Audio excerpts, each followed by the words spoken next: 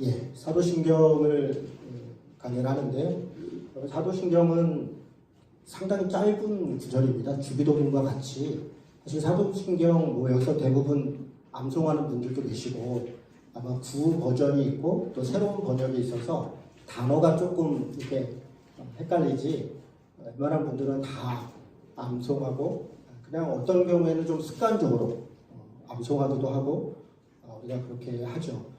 지난주까지만 해도 우리 교회도 예배 중에 신앙 고백을 사도신경으로 거의 대부분 우리의 신앙 고백을 할 때 사도신경을 외우고 또 같이 하기도 하고 그렇게 했습니다. 제가 교회에 있다 보면 많은 목회자들이 찾아오기도 하고요. 때로는 물론 성도들도 찾아오시기도 하지만 저는 이제 목회자나 신학생들이 많이 찾아와요. 그럼 이제 저한테 와서 교회에 대해서 물을 때 많은 분들이 새나무교회는 뭘 해요? 이렇게 물어봐요. 뭘 합니까? 이렇게. 뭐 교회가 뭘 합니까? 뭐 예배 드리고 이렇게 있죠. 그러면 새나무교회의 교육 시스템은 어떻게 됩니까? 어떤 식으로 교육을 합니까? 또 새나무교회는 공동체도 강조하고 지역교회도 강조한다 그러는데 지역을 위해서 뭘 합니까? 그런 것들을 묻습니다. 물론 의미 있는 질문이죠. 교회는 단지 예배만 드리는 것이 아니라 모여서 신앙을 바르게 또 가르치고 배우고 성숙해야 되니까 어떤 식으로 신앙이 아이들에게 혹은 또 청년들에게 혹은 어른들에게 이렇게 필요에 따라서 이렇게 교육되고 있는가 이런 부분에 대해서 궁금해하는 것은 좀 당연하다고 보고요. 또 하나 이제 교회가 과연 뭐 하는 곳이냐, 뭘 하고 있냐. 사실 뭘 하고 있는가를 보면 그들이 무엇을 믿는가를 알 수도 있고 또 혹은 그들이 뭘 지향하는가도 알 수 있죠. 그러니까 뭘 하는가가 그렇게 의미 없는 건 아닙니다. 분명히 의미가 있고 우리 각자들도 사실 어떻게 사는가를 보면 그가 뭘 믿고 있는가. 말은 얼마든지 우리가 뭐 아름답게 할 수도 있고 이렇게 저렇게 듣기 좋게 할 수도 있지만 사실은 삶이 그가 말하고 있는 것을 증명하고 있죠. 그래서 성경도 믿음과 삶은 다른 것이 아니라 서로 같은 것이다. 동전의 양면과 같은 것이다. 그렇게 이야기하죠. 왜 교회가 뭘 하는 것인가를 궁금해하고 요즘 시대에 또 많이 찾는가 생각해보면 저는 크게 보면 두 가지 이유가 있는 것 같아요. 하나는 그만큼 교회에 대한 이미지가 너무 나쁜 거예요. 지금 우리 시대에. 교회는 도대체 뭐 하는 곳이야? 교회는 저렇게 크고 저렇게 많은 사람들이 교회에 모여 있는데 그렇게 많은 사람들이 헌금을 하고 그렇게 많은 사람들이 시간을 내고 그렇게 많은 사람들이 여러 가지 재능을 가지고 모였는데 뭘 하고 있어? 그러니까 무엇을 하고 있는가에 대해서 많은 분들이 스스로 반성을 하고 있는 거죠. 언론에 나오는 교회에 대한 이미지들은 너무 안타깝게도 부패하고 타락한 모습들이 많죠. 저는 요즘 이제 뭐 그전에도 여러 번 요즘 점점 더 어디 가서 뭐 하는 사람이에요? 그러면 목사입니다. 이렇게 얘기하기가 조금 민망해요. 그러니까 제가 목사직을 부끄러워하는 것은 아니에요. 굉장히 소중하고 어떤 면에서 저 같은 사람에게 목사를 하나님께서 맡기셨다는 것에 대해서 대단히 송구스러운 마음도 있고 여러 가지로 죄송한 마음과 또 감사한 마음이 큽니다.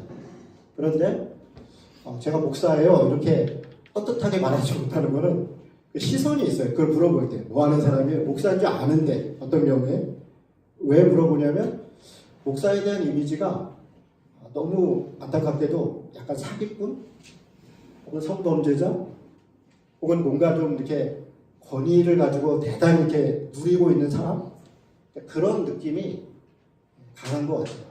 여러분은 어떠세요? 여러분은 목사에게 우린 다 신자들인데 여러분이 생각하는 목사의 이미지는 어떤 모습이세요?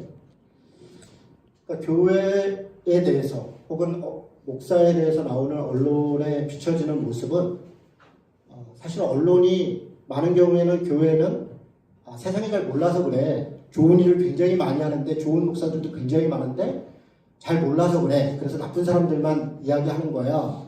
라고 우리가 항변할 수 있지만 저는 그걸 그냥 일종의 핑계인 것 같아요. 일부가 사실 전체입니다. 물론 일부가 우리 모두를 다 대표할 수는 없지만 일부가 일부가 모여서 전체가 되는 거거든요. 그 일부의 부패가 언론에 의해서 지적될 정도로 사실은 너무 많아지고 있는 거죠. 정말 어쩌다 한 번 있는 일이라면 그게 그냥 가십거리로 끝날 텐데 요즘은 너무 많으니까 그냥 그런 보도가 언론을 통해서 나와도 뭐 그러려니 목사도 그렇지 교회도 그렇지 이게 그냥 목사도 사람이야 교회도 뭐 그럴 수 있어 라는 이해 속에서 하는 말이 아니라 실망감이 큰 거죠. 그리고 어떤 면에서는 더 이상 기대감이 없어진 것이죠. 그런 면에서 교회가 이미지를 좀 바꿔야 된다. 교회가 좀 더 좋은 이미지로 가기 위해서 더 좋은 일을 해야 된다. 그래서 때로는 그 좋은 일들을 좀 소문도 내고 보여도 주고 그리고 우리가 잘하고 있는 것도 좀 드러내고 그럴 필요가 있겠다. 그런 면에서 어떻게 해야 될까? 이런 질문들이 있는 거예요. 그러니까 교회가 뭐 하는 곳이에요? 라고 물어볼 때 사실 우리 안에 이제 그런 고민들이 있는 거죠. 교회의 이미지를 좀 바꿔야 된다. 물론 교회의 이미지를 바꿔야 되나? 과연 왜 바꿔야 될까에 대해서 좀 고민이 있는 거죠. 또 다른 면에서 교회가 뭐 하는 곳이냐 물어볼 때 그걸 하면 교회가 성장해요? 이것 때문에 궁금해서 묻는 거예요. 지금 너무 안타깝게도 우리 한국교회가 정체된 정도가 아니라 감소하고 있어요. 급속도로. 통계청 조사에 의하면 우리 기독교는 970만 명이에요. 2015년도에 조사한 거죠. 각 종교별로 볼 때 적지 않아요. 가장 많은 인구를 가지고 있어요. 그런데 실제 통계청에서 조사한 조사와 우리 각 교단 내에서 보고되고 있는 보고는 너무 괴리가 커요. 각 교단마다, 교파마다 기독교 내에서 연말이 되면 보고서들이 올라와요. 교세, 목사 수, 주일학교 수, 성도 수, 헌금 액수, 교회 수 이런 것들이 각 교파별로 올라오는데 그냥 주는 게 이렇게 조금씩 주는 게 아니라 급속도로 주고 있어요. 주일학교는 더 심각하고요. 특히 지방은 더 심각하고요. 아직도 조금 건재한 거는 서울에서도 강남 그리고 우리 인천은 그래도 좀 기독교가 굉장히 교세가 있는 편이에요. 지역으로 더 내려갈수록 더 급속도로 줄고 있어요. 왜 그런가? 이단 사이비가 일단 많이 늘었어요. 이단 사이비가 신천지가 지금 거의 20만 가까이에 육박하고 있고요. 하나님의 교회라든가 기타 이런 이단 사이비들이 못 잡아도 50만, 보통 한 100만 정도 많아요. 100만 정도 되는 이단 사이비가 다 기독교라고 하는 거죠. 그런데 이단 사이비보다 더 심각한 건 소위 가나안 성도예요. 지난주에 우리 이신구 형제가 설교할 때 본인이 15년 동안 가나안 성도였다. 가나안 성도라는 말은 거꾸로 하면 안 나가 성도라는 거예요. 하나님은 믿는데 예수님은 믿는데 교회는 안 나가는 교회를 출석하지 않는 신자들이 굉장히 많이 늘었어요. 왜 늘었나? 사실 우리가 처음에 복음을 전할 때는 그런 일들이 없었죠. 소위 복음의 1세대에는 그런 일이 없었어요. 교회를 나가든가 나가지 않던가 둘 중에 하나지만 지금은 2세대, 3세대, 심지어는 4세대 이상 넘어온 거의 그런 시대에 우리가 살고 있어요. 복음이 전파된 지 130년, 150년. 우리 중에도 다 3대째 신앙이네요. 4대째 신앙이네요. 이런 분들이 많이 있어요. 그런데 그런 분들 중에 신앙생활 하다가 교회를 이러저러한 이유로 상처를 받기도 하고 아니면 어떤 부분에 있어서 만족이 되지 않거나 어떤 부분에 있어서 고민이 있거나 아픔이 있을 수도 있겠죠. 또 직장 때문에 바쁠 수도 있겠죠. 그런 저런 일로 교회를 나오지 않는 신앙인들을 가난한 신자라고 하는데 적게 보면 아까 제가 이단은 50만에서 100만이라고 했잖아요. 가난한 신자는 통계를 내고 있는데 적게 내는 통계를 내는 분들이 100만 명을 봐요. 많이 보면 300만 명을 봅니다. 한 200만 정도는 가난한 신자로 봅니다. 그러면 970만 중에서 이단 사입이 한 100만 빼고 가난한 신자 한 200만 빼고 그러면 한 300만. 그러니까 소위 정통적인 신앙인이라고 하는 교회를 출석하고 있는 사람들이 650만. 그런데 650만 안에도 사실 또 어떤 부류가 있냐면 소위 익명의 그리스도인이라는 부류가 있어요. 교회를 다녀. 그런데 그냥 교회만 다녀. 예배만 드려. 하고 싶은 거를 해. 그러나 함께 공동체를 이루고 복음을 전하거나 봉사를 하거나 어떤 일들에 참여하거나 그거는 나 별로 하고 싶지 않아요. 그냥 교회만 다니고 싶어요. 대개 익명의 그리스도인들은 큰 교회에 많죠. 예배만 드리고 있죠. 나는 헌금을 할 테니까 나한테 관여를 하지 마요. 나한테 이래라 저래라 하지 마세요. 이런 분들을 익명의 그리스도인이라고 해요. 이런 분들은 생각보다 많습니다. 통계도 잡히지 않습니다. 한국 교회가 급속도로 줄고 있다 보니까 많은 분들이 어떻게 하면 교회가 성장할까에 대해서 지금 굉장히 고민이 많아요. 특별히 누가 고민이 많냐면 목사들이 고민이 많아요. 왜냐하면 목사들에게 있어서는 교회가 생존이에요. 아주 민망한 말씀을 그냥 있는 그대로 드려요. 80년대, 90년대 우리 한국 교회가 한참 성장할 때는 뭐라고 얘기했냐면 우리가 5만 교회, 10만 목회자, 1000만 성도라고 했어요. 무슨 집회를 하든 뭘 하든 그게 슬로건이었습니다. 5만 교회, 10만 목회자, 1000만 성도. 이게 슬로건이었어요. 그리고 그 수치는 약간의 차이는 있어도 대체로 맞았습니다. 지금은 어떤가? 제가 아까 말씀드렸어요. 신자들은 1000만에서 500만, 600만 절반이 됐어요. 그러면 교회 수는 어떻게 됐나? 그때 5만 교회라고 했잖아요. 지금은 못 잡아도 7만, 많게 보면 9만까지 봅니다. 거의 2배가 됐어요. 교회 수는. 이게 얼마나 많은 숫자냐면 편의점이 43,000개. 우리나라에서 편의점이 그렇게 많다고 그러는데 43,000개입니다. 교회가 편의점보다 2배로 많은 거예요. 그러니까 편의점이 이렇게 많아서 편의점이 잘 안 되는 무슨 소득 최소 소득 얘기하고 임금 얘기하고 그럴 때 가장 얘기가 집값이 문제다 임금이 문제다 얘기하지만 제일 큰 문제는 숫자예요. 편의점이 많기 때문에 장사가 어려운 거예요. 적정수를 넘어섰기 때문에. 그렇다면 교회가 지금 2배가 됐다. 이건 굉장히 심각한 문제죠. 더 심각한 문제는 목사 수는 30만이 넘은 것으로 추정합니다. 왜 추정이라고 말씀드리냐면 통계가 없어요. 통계가 없습니다. 여기저기 통계를 제가 모아보니까 문화관광부의 종무과라는 게 있어요. 종교를 관장하는데 거기에 보고되어 있는 게 15만 정도까지 보고되어 있어요. 그런데 거기에 등록되지 않은 교단이 거기에 등록된 교단보다 더 많아요. 목사 수는 3배가 됐고 교회는 2배가 됐고 신자는 절반이 됐어요. 이런 거를 우리는 세기말 현상이라고 해요.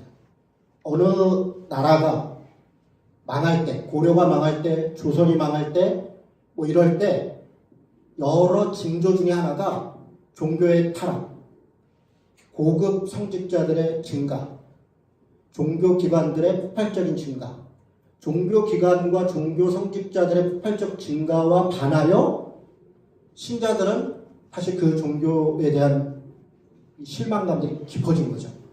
그런 것들이 나라가 망할 때 세기말 현상인데 그렇게 본다면 우리나라는 지금 망하기 일보 직전에 와 있어요. 종교로만 본다면. 기독교만 그런 게 아닙니다. 가톨릭도 불교도 엄청나게 부패했고요. 엄청난 속도로 줄고 있어요. 그래서 2015년도 통계청에서 종교 인구를 조사하니까 비종교인이 56.1%고 종교인이 46%예요. 비종교인이 넘어섰어요. 그럼 우리나라에서 통계청에서 통계를 한 이후에 처음입니다.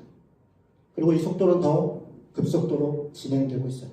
이러다 보니까 물론 많은 신자들은 교회 성장 자체 혹은 교회의 생존 자체를 고민하지 않아요. 신자들은 또 그래야 될 이유도 없어요. 신자들의 고민은 내가 어떻게 하면 바르게 신앙생활을 할까? 어떻게 예수님을 잘 믿을까?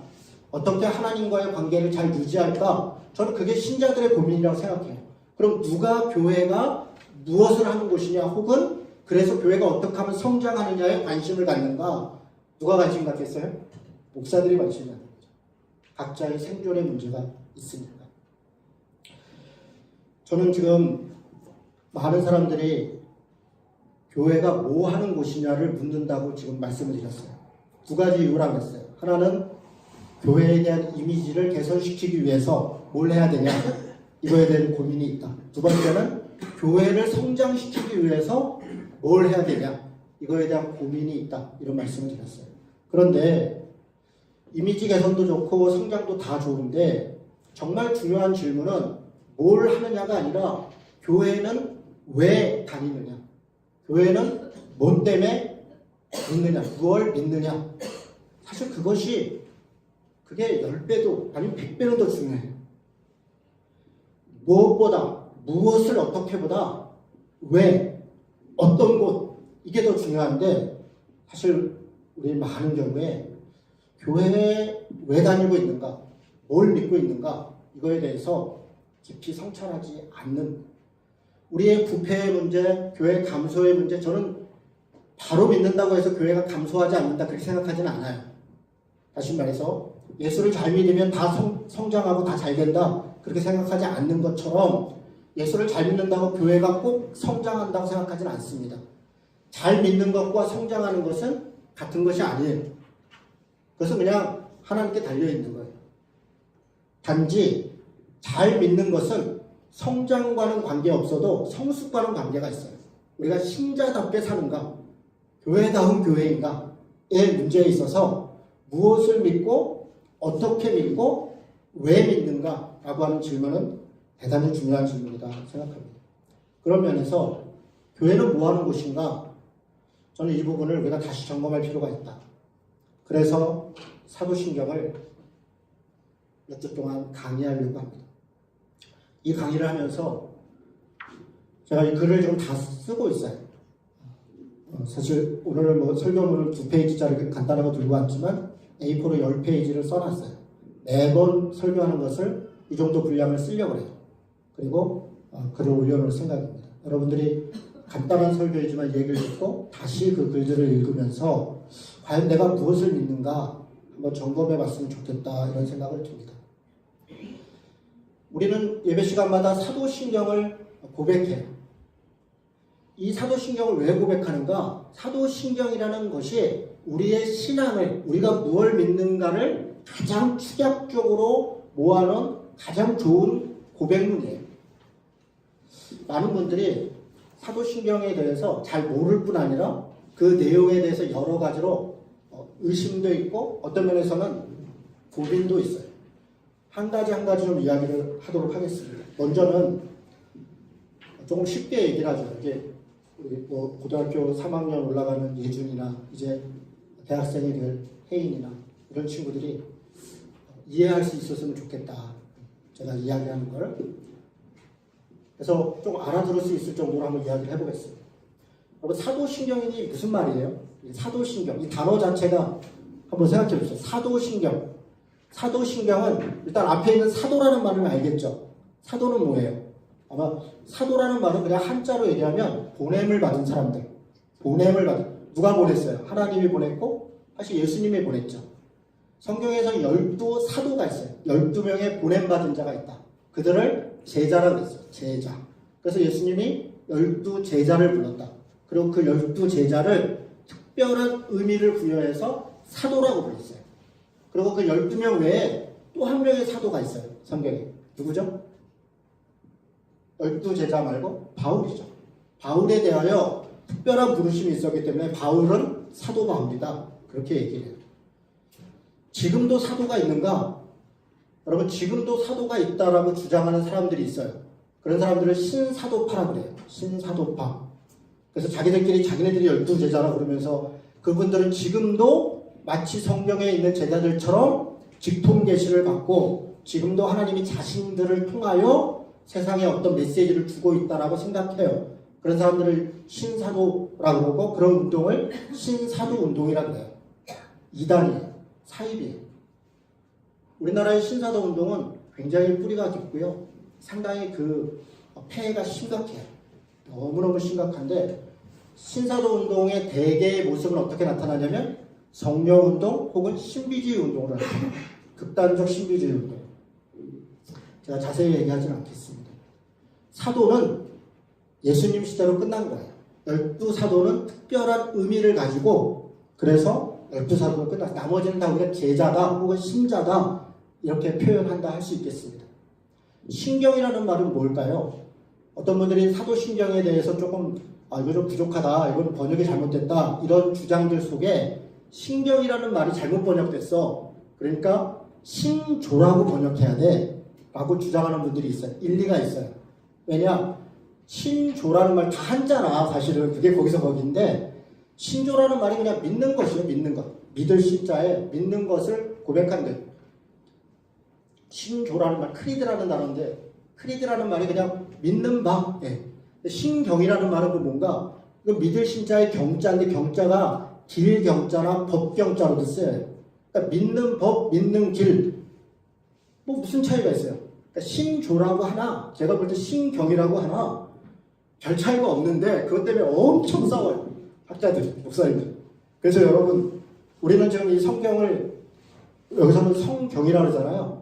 성경이 아니라 성서라 된다. 이것 때문에도 또 엄청 싸워요. 이거는 책인데 왜 경이라고 그러냐? 경인데 왜 서라 그러냐? 서가 책 서자예요. 책 서나 책 경이나 뭐, 제가 볼 때 그 말이 그 말인데, 굳이, 물론 어떤 의미를 가지고, 조금 더 존대어를 썼냐, 뭐 평의어를 썼냐, 그럴 수는 있겠죠. 그러나 큰 차이 없다. 그래서 사도신조라 그러나 사도신경이라 그러나 큰 차이 없다. 사도신경을 왜 제목이 사도신경이냐? 사도들이 고백했던 믿음. 다시요. 사도들이 고백했던 그 믿음의 길에 대하여 정리해 놓은 게 사도신경이에요. 아니, 사도들이 언제 이걸 정리했어요? 성경에 없잖아요. 없어요. 여러분, 지금같이 우리가 고백하고 있는 사도신경은 AD 9세기에 완성이 됐어요. AD 9세기에. 그러면 언제부터 이게 시작이 됐나? 여러 썰들이 있어요. 썰. 제가 여기서 그 여러 썰들을 다 설명할 필요도 없어요. 그리고 다 알아야 될 이유도 없어요. 한 가지만 말씀드릴게요. 이걸 왜 사도신경이라 그러나? 예를 들어서 마태복음 16장 16절에 보면 베드로가 예수님이 너희는 나를 누구라 하느냐? 그랬더니 다른 사람들이 선지자라 그럽니다. 누구는 예언자라 그럽니다. 누구는 엘리야라 그럽니다. 그랬더니 베드로가 뭐라고 대답합니까? 너는 나를 누구라 하느냐? 그랬더니 베드로가 주는 그리스도시고 살아계신 하나님의 아들입니다. 이렇게 고백했잖아요. 그러니까 예수님이 야, 너 진짜 오래간만에 좋은 소리 했다. 그러면서 그 고백 위에 교회를 세우겠다. 그 고백이 뭐예요? 베드로예요? 많은 경우에 베드로 위에 교회를 세웠다. 그래서 베드로가 첫 번째 하나님의 말씀을 받은 사도이다. 그래서 그를 교황이다. 그렇게 생각하는 경우가 가톨릭이에요. 가톨릭은 지금도 그렇게 생각해요. 베드로가 1대 교황, 그리고 지금 쭉 와서 프란치스 교황까지 몇십 대 교황. 그래서 하나님의 말씀을 받은 사람을 통해서 많은 사람들이 하나님의 말씀을 받는다고 생각해요. 그러나 우리 개신교는 그걸 깨고 나온 종교예요. 뭐라고 깼어요? 베드로에게 교회를 세운 게 아니라, 그 반석에 세운 게 아니라 베드로가 고백한 그 고백이 뭐예요? 주는 그리스도시고 살아계신 하나님의 아들입니다. 바로 그 신앙 고백 위에 교회를 세우겠다. 우리는 신앙 고백 위에 교회를 세운 그런 종교가 기독교 혹은 개신교라고 할 수 있어요. 베드로는 이렇게 한마디 했죠. 그 내용이 있어요. 뭐 야고보, 요한 뭐 등등 한마디씩 있어요. 그런데 예를 들어 바돌로메니 그냥 이름만 등장해요. 안드레가 무슨 말 했다는 게 별로 없어요. 나중에 그들이 각각의 신앙 공동체를 이룰 때 그들이 만들었던 문서 속에 그들의 핵심적 신앙을 한두 마디씩 뽑아서 만든 게 사도신경이다 라는 주장이 있어요. 누가 봤을까요? 아니, 본 사람은 없어요. 그냥 그런 주장이 있어요. 저도 그냥 그랬을 거라 생각해요. 안 그랬어도 상관없다고 생각해요. 왜냐? 사도들이 성경의 제자들이 고백했던 것과 지금 사도신경 내용이 다르지 않다면 그러면 뭐 상관없는 거 아니에요.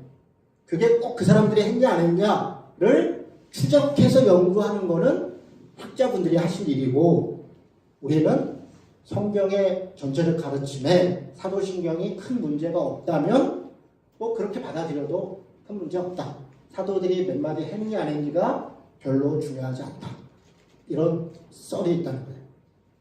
각설하고 사도들의 믿음이 우리하고 무슨 상관이에요? 우리하고 상관이 있죠. 왜냐? 믿음은 같은 믿음이에요.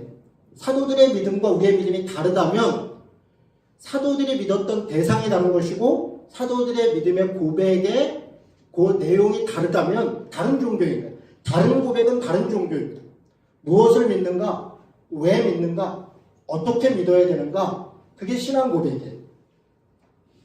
사도신경에 사도들, 제자들이 고백했던 내용들이 담겨 있다면 우리도 그 고백을 그대로 하는 것이 같은 신앙을 이어가는 성경에 하나님을 믿는 사람들의 그 신앙을 따라가는 믿음으로서 사도신경이 중요하죠. 그래서 사도신경은 누가 이걸 만들었냐, 누가 어떤 것 속에서 이게 전래됐냐 보다 더 중요한 거는 이 내용이 성경의 가르침을 따르고 있느냐, 그게 중요해요. 여러분, 교회는 한마디로 얘기하면 교회가 뭔가? 교회는 신앙 고백 공동체예요. 같은 신앙을 고백하는 사람들이 모여있는 곳이 교회예요. 그래서 그런 의미에서 다른 곳과 달라요. 예를 들어서 정당과 달라요. 정치적 집단은 자신들의 어떤 파치적인 부분적인 이념을 위해서 혹은 이익을 위해서 정당을 만들어요. 그래서 그 계층만을 위해서 혹은 그 사람만들을 위해서 일해요. 그게 정치예요. 그런데 교회는 어떤 계층을 위해서 일하는 것이 아니라 어떤 특정한 사람들만을 위해서 일하는 것이 아니라 같은 신앙을 고백하는 사람들이 함께 신앙을 고백하고 그대로 살려고 하는 것, 그게 교회예요. 그런 면에서 정당과 달라요. 기업과도 달라요. 분명히 교회도 돈을 내기도 하고 돈을 쓰기도 하고 수입도 있고 지출도 있어요. 그러나 기업은 영리를 통해서 사회에 기여하는 것, 돈을 통해서 돈을 모아서 사회에 기여하는 게 목적이라면, 제가 지금 뭐라고 말씀드렸냐면 기업의 목적이 많은 경우에는 돈 버는 게 목적이에요. 아니요. 기업도 돈 버는 것만 목적이 아니에요. 돈을 벌어서 고용을 창출하고 사회에 기여하고 사회의 공동체를 유지하는 게 기업의 목적이에요. 많은 경우에 기업은 돈만 버는 거야. 그러니까 돈 많은 사람이 자기 돈 벌어서 자기 마음대로 쓰는 건 마음대로 해도 되는 거야. 아니에요. 그렇지 않아요. 기업도 공동체 일원으로서 돈을 버는 목적에 부합하게 사용해야 돼요. 그런 면에서 크게 다르지 않지만 교회는 돈을 모으는 게 목적이 아니에요. 돈이 없어도 돼요. 돈이 없어도 우리는 충분히 사회에 기여하고, 우리가 사회에 기여한다는 것은 사회를 더 정의롭게 하고 더 공평하게 하는 면도 있으나 어떤 면에서 더 많은 사람들에게 주의 복음을 전하는 거예요. 하나님의 이 신앙 고백을 더 많은 사람들이 우리와 같은 신앙 고백을 할 수 있도록 가르쳐주고 전하고 하는 것이 우리의 목적이에요. 그런 면에서 학교와도 달라요. 학교도 가면 뭘 배우고 뭘 가르치고 그것이 학교나 학원이나 목적이죠. 교회도 가르치고 배우고 해요. 그러나 가르치고 배우는 것 자체가 목적이 아니라 그 방향의 목적은 성경의 신앙 고백의 바른 것들을 배우는 것, 그게 목적이에요.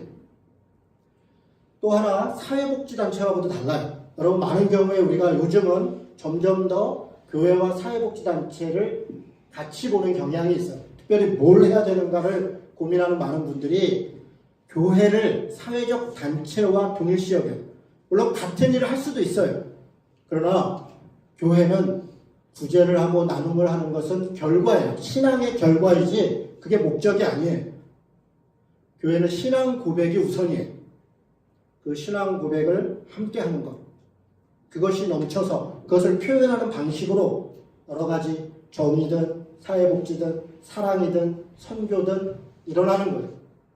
그러니까 무엇을 한다라고 하는 것이 우리의 목적이 아니라 교회는 마치 우리가 살아있는 게 목적인 것처럼, 여러분, 사람이 목적이 뭐예요? 우리는 이렇게 생각해요. 우리 애는 대학을 가는 게 목적이야. 무슨 일을 하는 게 목적이야. 아니요. 걔가 목적이에요. 그냥 그 사람 자체가 목적이에요. 우리 아이는 그냥 우리 아이로서 그 자체로 소중한 거예요. 얘가 뭘 잘해서 소중하고 뭘 못하면 이 너저리 그지 발사기 같은 거 나가 뒤져 이런 게 아니라 그냥 그 자체로 소중한 거예요. 왜? 사람이기 때문에, 내 아이기 때문에 그 자체로 소중한 거예요. 존재 자체가 소중한 거예요. 뭘 잘해서 뭘 해서가 아니라. 교회도 마찬가지예요. 교회의 존재 목적은 신앙 고백 그 자체에 있어요. 피조물로서 하나님을 알고 그가 누군지를 알고 그 자체. 그런 면에서 우리가 사도신경이 고백하는 바가 무엇인가를 아는 것 되게 중요해요. 조금 어려운 얘기를 하나 더 하겠습니다. 많은 사람들이 사도신경이 좀 불완전하다. 심지어는 폐기돼야 된다. 그래서 어떤 교파에서는 사도신경을 같이 하지 않기도 하고 어떤 곳에서는 사도신경을 심하게 폄하하기도 해요. 제가 옛날에 어느 집회에 참석했어요. 이분은 신사도운동, 앞에 얘기했던 신사도운동을 하는 목사님이에요. 그 집회에 제가 참여하고 있다가 사실 그 설교 내용 여러 가지 것들이 저는 탐탁지 않았지만 가장 제가 분개했던 내용 중에 하나가 이분이 이렇게 얘기하는 거예요. 여러분, 사도신경은 폐기돼야 됩니다. 이렇게 얘기하면서 왜냐하면 성령님이 너무너무 중요한데 사도신경에는 성령님이 딱 한 단어밖에 안 나옵니다. 나는 성령을 믿사오며. 성령님을 이렇게 무시하는 것은 이건 사탄의 계략이 있는 겁니다. 사도신경을 폐기하고 우리는 성령님을 따라 신앙생활을 해야 됩니다. 이렇게 주장을 했어요. 저는 대단히 용감한 사람이라고 생각했어요. 내려오신 다음에 제가 물어봤어요. 무슨 근거로 그렇게 얘기하시나요? 또 이런저런 얘기 있었는데 사실 말도 안 되는 소리. 그런 식의 주장을 할 때 많은 경우에 신자들이 너무 확신을 가지고 얘기를 하면 그렇구나. 사도신경은 뭔가 부족하구나. 성령님만 한마디가 있는 게 아니에요. 예를 들어 사도신경을 폐기해야 된다는 주장 중에 이런 게 있어요. 사도신경은 원죄를 안 다루고 있다. 없죠? 사도신경에 보세요. 우리가 무슨 원죄가 어쩌고 없어요. 우리의 죄성에 대한 무슨 지적이나 내가 거기에 대한 회개를 해야 된다든가 이런 게 없어요. 여러분 이거 얼마나 큰 문제예요.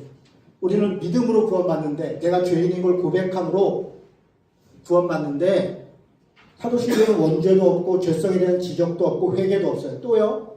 믿음에 대한 고백도 없어요. 심지어는. 예수를 믿음으로 우리가 의롭게 된다 이런 얘기 한마디도 없어요. 그 한마디만 넣었으면 얼마나 좋았을까. 그래서 그것 때문에도 없어요. 사람들이 싫어해요. 또 하나는요.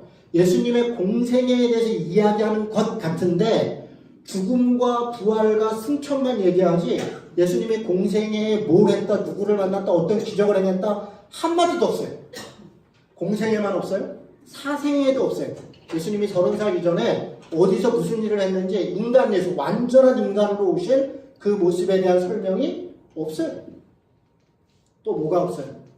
신자들의 삶에 대한 우리가 믿는 사람이 이렇게 살아야 돼요. 한마디도 없어요. 그렇죠? 사도들, 사람들의 신앙 고백이라고 하는데 우리 그럼 믿는 것을 이렇게 살겠습니다. 그 한마디 있을만 하잖아요. 없어요. 또 뭐가 없어요? 천국이 없어요. 영생을 믿습니다라는 말은 있으나 천국, 하나님의 나라 한마디도 없어요. 천국만 없어요? 지옥도 없어요. 도대체 보세요. 제가 지금 이야기한 게 이 기독교에서 얼마나 중요한 것들이에요. 원죄, 믿음, 예수님의 공생애, 신자들의 삶, 천국과 지옥 얼마나 중요해요. 한마디도 없어요. 심지어는요. 하나님 한 줄로 딱 처리했어요. 전능하사 천지를 만드신 하나님 아버지를 믿사오면 끝. 그리고 아까 말씀드린 것은 성령님 한마디로 딱 성령님 나는 성령을 믿사오면 끝. 나머지는 다 예수님에 대한 얘기예요. 그리고 뒷부분에 조금 영생, 몸의 부활 이런 정도 있어요. 자, 이렇게 들어보니까 어떠세요, 여러분? 사도신경 좀 문제가 있죠? 문제가 있죠? 문제가 없습니다. 이런 게 있고 없고가 문제의 핵심이 아니에요. 사도신경이 그 신앙 고백으로서 충분한가를 규정하는 단 하나는 거기에 뭐가 있냐 없냐가 아니라 이 신앙 고백이 우리로 하여금 하나님을, 특별히 삼위일체 하나님을 바르게 고백할 수 있는가? 내가 그 믿음을 고백하는데 충분한가? 라고 한다면, 충분하다면 그러면 충분한 거예요. 그런 면에서 앞으로 쭉 설명해 나가겠지만 사도신경은 우리가 삼위일체된 하나님을 믿는다고 고백하고 그 고백대로 산다고 다짐하는데 조금도 부족하지 않아요. 마치 요즘 성경 무호를 얘기하면 성경이 무호다 이러면 막 웃어요. 심지어는 목사님들도 웃어요. 제가 이제 축자의 영감을 믿습니다. 이러면 아직도 축자의 영감이 있는 사람 있어? 왜 저거 믿는데요? 그러면 막 저거 바보 천치치고 그래. 그래서 나는 바보 천치다 이러고 그냥 허허 웃고 말아요. 저는 믿습니다. 성경이 무하다고 믿어요. 그 말은 성경에 오타가 없거나 오자가 없다는 얘기가 아니라 이 성경이 하나님을 믿는데 충분한가? 그 뜻을 따라서 살기에 충분한가? 그것이 무오류하다는 거예요. 그런 면에서 우리 한글 성경만 읽어도 충분하냐? 충분해. 히브리어를 읽고 뭐 헬라어를 읽고 독일어를 읽고 공부 많이 하는 분들이 읽는 거 괜찮죠. 영어 성경이 조금 더 쉬우니 같이 보는 것도 의미가 있죠. 그러나 한글 성경만 보면 뭔가 좀 부족한가? 아니요. 조금도 부족하지 않아요. 그래서 저는 웬만하면 다른 언어 공부할 시간에 뭐 어차피 공부하신 분이야 보면 되는데 그것 때문에 일부러 공부한다면 그냥 성경을 몇 번 더 읽으시라. 그렇게 권해드리고 싶어요. 무슨 말인지 알겠죠? 조금 더 배경 설명을 한두 가지 더 하고 오늘은 마치려고 해요. 오늘 서론과 한 가지만 얘기하고 마칠 텐데 사도신경이 제가 아까 9세기에 완성됐다 그랬어요.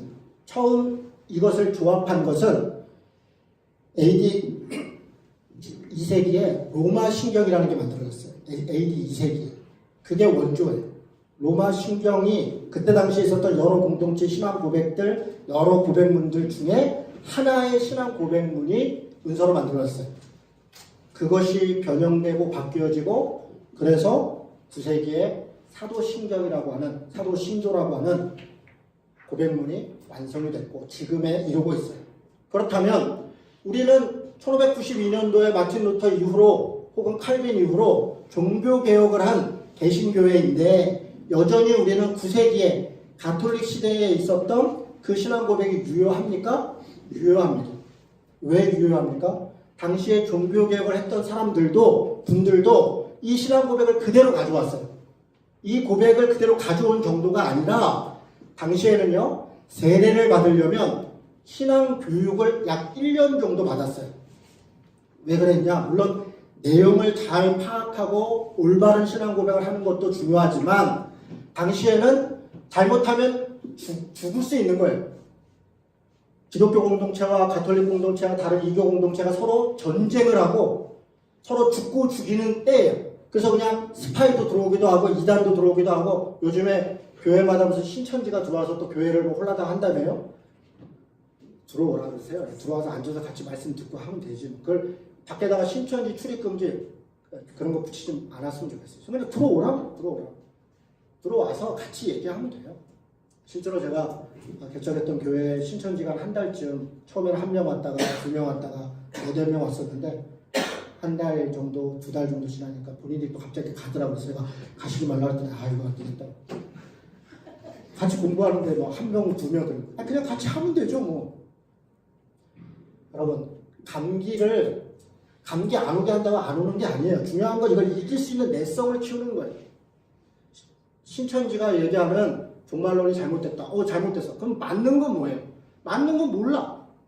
맞는 걸 배우지도 않고 가르치지도 않고 알아서도 안 되고 그냥 잘못됐다 이렇게 된다면 저는 그런 싸움은 100번 진다 라고 생각해요. 어쨌든 바로 그런 목적 때문에 종교개혁자들이 신앙교육을 했어요. 1년 동안 뭘 했냐? 그걸 카테키즘이라고 해요. 카테키즘. 근데 그거를 지금 커리큘럼이 거기서 나온 말이에요. 일종의 커리큘럼, 교육 커리큘럼을 가지고 세례를 받기 전에 교육을 했는데 첫 번째로 가르친 게 사도신경이에요. 두 번째로 공부한 게 주기도문이에요. 사도신경은 우리가 뭘 믿는가를 이야기하는 거고 주기도문은 우리가 무엇을 기도하는가, 우리 공동체가 무엇인가를 얘기하는 거고 세 번째는 십계명이에요. 십계명은 우리는 어떻게 살아야 하는가를 얘기하는 게 십계명이에요. 네 번째는 성찬에 대해서 성찬의 의미가 뭐냐를 설명하는 거예요. 이 네 가지를 공부한 게 카테키즘이고 그걸 공부한 사람들이 세례를 받았어요. 종교개혁의 선배들이 500년 전에 이런 걸 공부했다면 지금도 의미가 있는 거예요. 그래서 저는 사도신경에 의미가 있다 이렇게 봅니다. 하나 더 이야기를 하면 오늘 우리가 읽었던 사도신경은 새 번역이라고 해요. 우리나라는 사도신경을 언제부터 그러면 시작했는가? 제일 먼저 한 분은 언더우드라고 해요.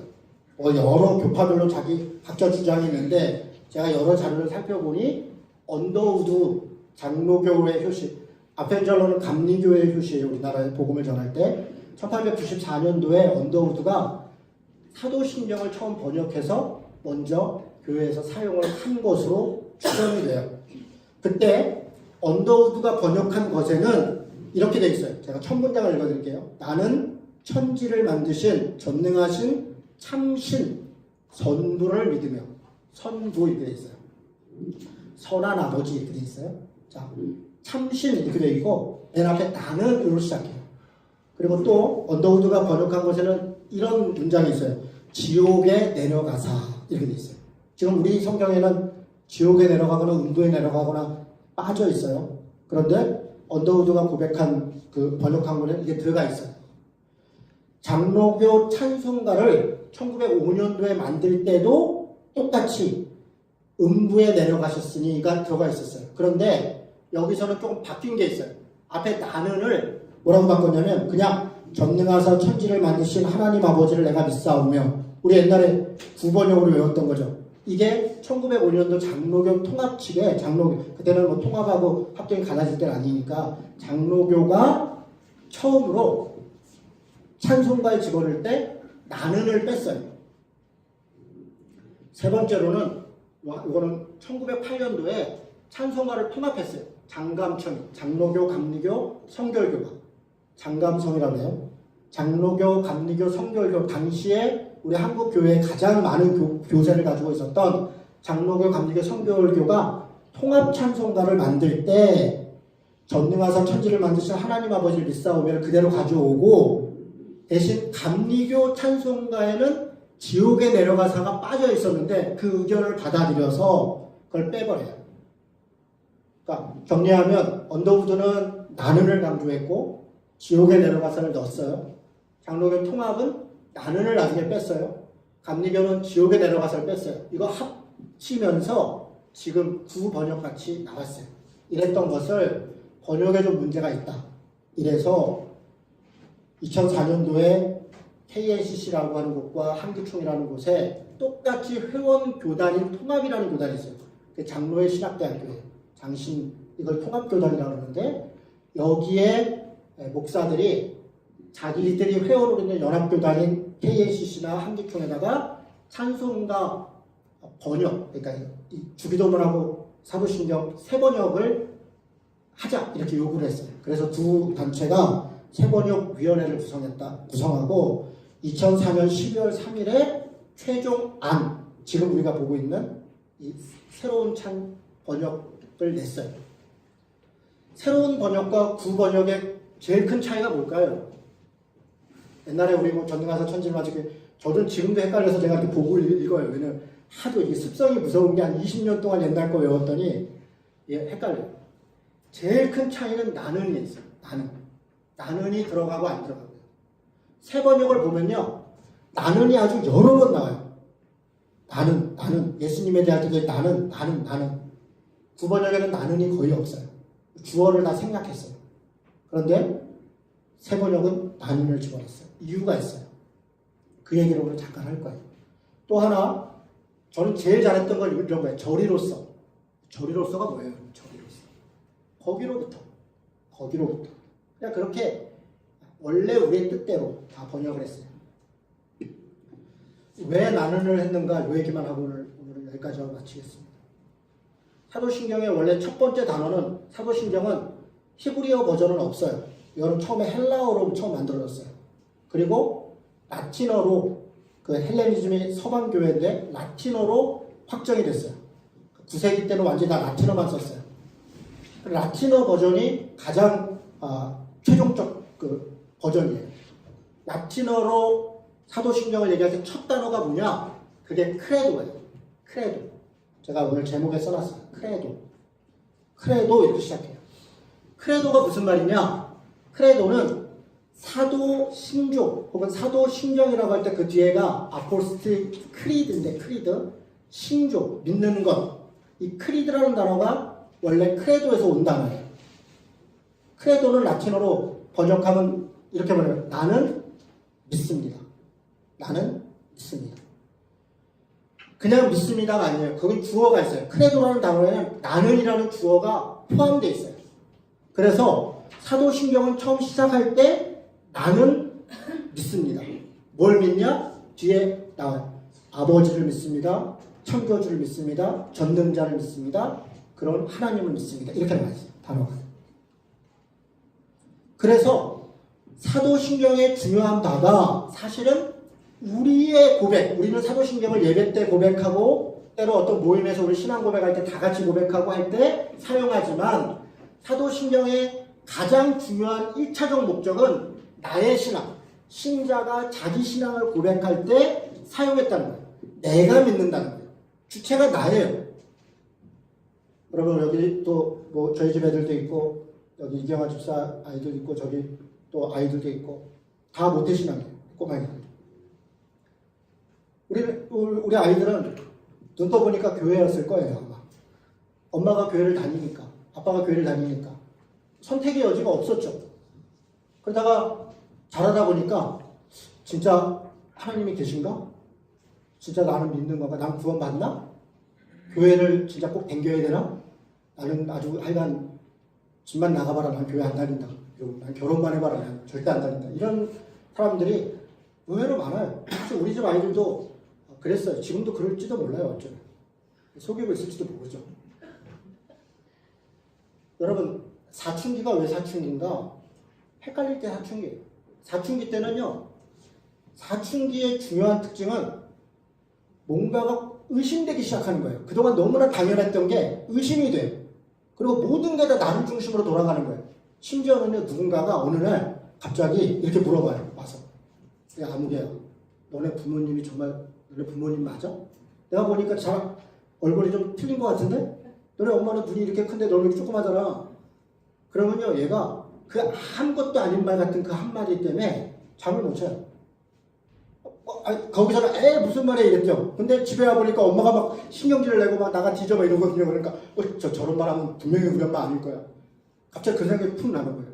어떻게 친엄마가 이럴 수가 있어. 그러면서부터 고민하기 시작해요. 여러분 그 고민이 어른들이 볼 때는 우스운 고민이고 말도 안 되는 고민이고 그런데 걔는 굉장히 심각해요. 그러다가 어느 순간 사실이 아니라는 거를 사실로 알게 무슨 아기 때 태어난 사진이나 아기 때 사진들을 보면서 이거 아니네 우리 엄마 맞네 이러기도 하고 때로는 그렇게 막 못되게 굴던 아빠가 어느 날 갑자기 막 타서 사랑한다고 이러니까 우리 아빠 맞네 막 헬렐레 갑자기 막 용돈 쪽 주고 밥 사주고 우리 아빠 맞네 이렇게 바뀔 수도 있어요. 그게 사춘기예요. 마찬가지로 신앙생활을 하다 보면 사춘기가 와요. 사춘기가 안 오는 게 이상한 거예요. 그건 아이들만 그런 게 아니라 어른들도 마찬가지예요. 처음 교회를 다니던 사람들이 어느 순간에 가다 보면 그 순간 자신의 신앙을 회의하기 시작해요. 의심하기 시작해요. 그건 당연한 거예요.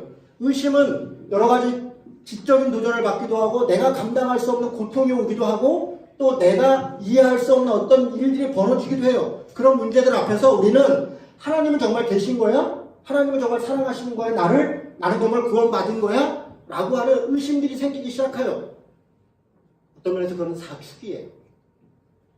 사춘기든 사축이든 해결해야 돼요. 의심 자체가 문제가 아니에요.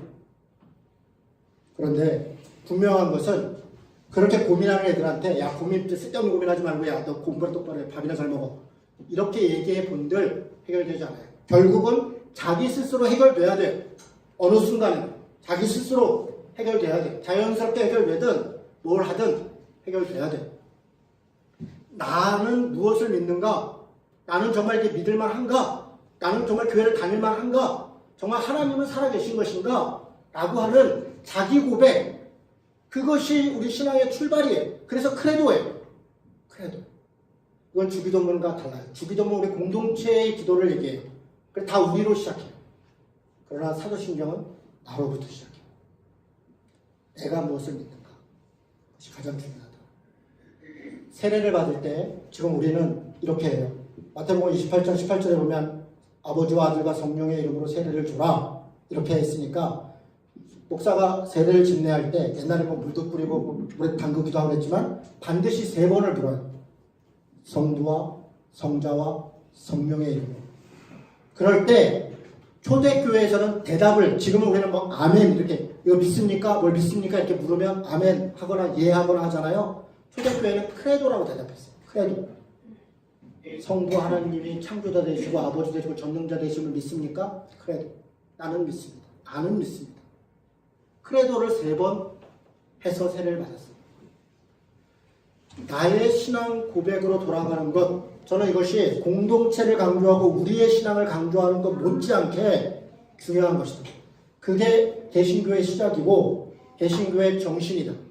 이 정신을 다시 회복하는 것에서부터 우리 다시 시작해야 된다라고 생각합니다. 다음 주에는 첫 줄 이야기를 하겠습니다. 내가 하나님에 대해서 믿는다는 게 무엇인가에 대해서 설교하고 이야기하도록 하겠습니다. 같이 기도하고서